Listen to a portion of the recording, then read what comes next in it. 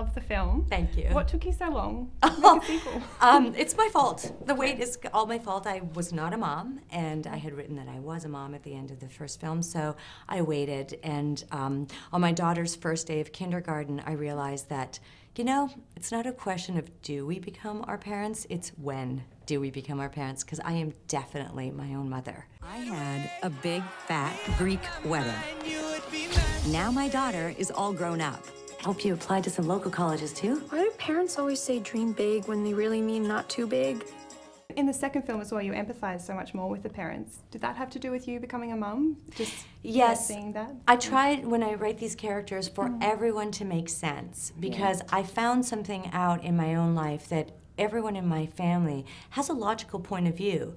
Why I know this is because no matter what, in an ethnic family, everyone will tell you their point of view.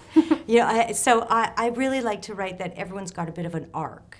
Yeah, and there's an ode as well to, speaking about your daughter earlier, about adopting her, and there's a bit of an ode to that in the film. Was that intentional? Very intentional, because what happened when I turned to adoption is that I found an entire community of people who turned to adoption as their first option to expand their family.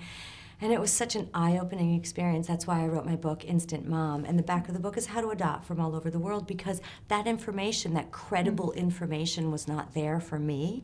I had a social worker vet the entire book to make sure that I was sending out the right message, but I'm completely honest in the book that it was hard. Absolutely, and people don't tell you that. They just expect you to know. It's like Angelina Jolie just goes and gets a child. And you know what? It was difficult for her too. Right, okay. But nobody ever reports that, and she's very private. So, yeah, I mean, I always say, like, you know, the common myth is that you have to be a celebrity or you have to have a lot of money. And the truth of the matter is, American foster care is free.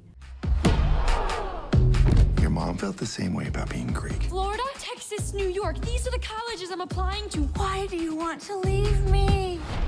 Payback. I've tried to show that we must take a step forward into the modern world, but at the same time keep a foot back in traditions. Because I love my traditions, and I have been able to travel all over the world now and be served Japanese tea in Japan and find people who find an identity in their culture. And I realize that it is really who we are. So in the film, our teenage daughter is trying to get away from her family like we all do. I think it's an important step. It hasn't come my way yet because my daughter is almost 11, but I understand that she has to step away from me to become who she's meant to be. Always The priest never signed the wedding license. a few surprises. We're not married? I'm a hippie. Lots changed in the rom-com kind of genre. What do you think has been the biggest change? The biggest change, I think, is there are more female writers, which is fantastic, with Amy Schumer and Tina Fey and Mindy Kaling and Amy Poehler, and Melissa McCarthy. People are doing their own material, and that's fantastic. So I love it. I like that part. What I find different about this press tour is, so I say it different, what I find different about talking about this film is that I have a newfound appreciation for the connectedness that I feel when I go around the world, because I took some time off to be a mom, and I had the quiet years, and it was great. When I was in my office writing, and I got back to just the reality of life in general, carpool, not wearing makeup in the opening scenes is because of how I do carpool every day. I think it informed my writing and allowed me to go deeper and show the three generations, that the teen, us, and our parents.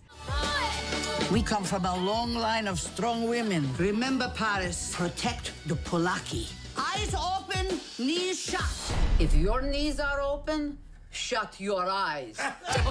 There was apparently a bit of a kerfuffle with like the makeup. The thing about being a Greek woman is you can't tell us no about anything.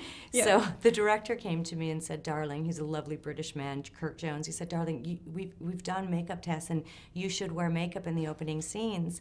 And I said, you know, we have the same producers on this film, Gary Getzman, Tom Hanks, and Rita Wilson. So I just said, listen, with all due respect, Tula is a real character, we all know that, and so I don't want to wear makeup in the opening scenes, not even moisturizer. Who has time for that? Exactly. In the morning you get up, you run a toothbrush over your face and walk out the door and get your kids to school. And there's a freedom in that, actually. I like feeling frumpy in a scene because I'm not having to worry about my looks at all, then I can just act. Exactly, and that's how we fell in love with Tula. So that's so nice. Thank you. Thank you so much for making a sequel. I hope you make another one. Thank you. Yeah. Thank you.